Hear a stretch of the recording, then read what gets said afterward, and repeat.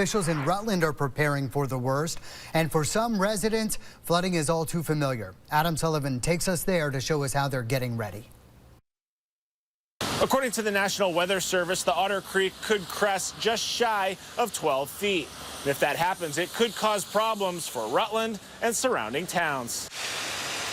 As the rain came down in Rutland, the nearby Otter Creek River began to swell.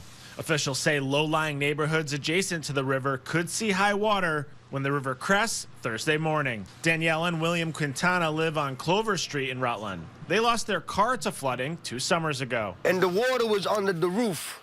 Like, not on the roof, like inside of the car of the roof. Wow. The water. So it's like 4 feet right here.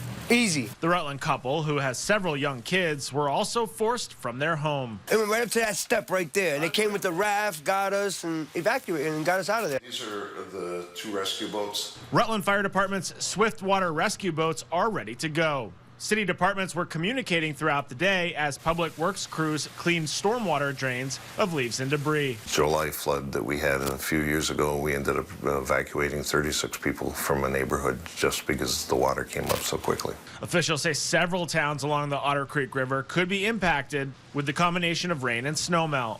They include Clarendon, Wallingford, Proctor, and Pittsford. A lot of folks want to go out and document the event, and they really get into trouble. They get into trouble because they cross power lines that they don't realize are theirs, or they drive across flooded roads thinking the roadway is still there and it's gone.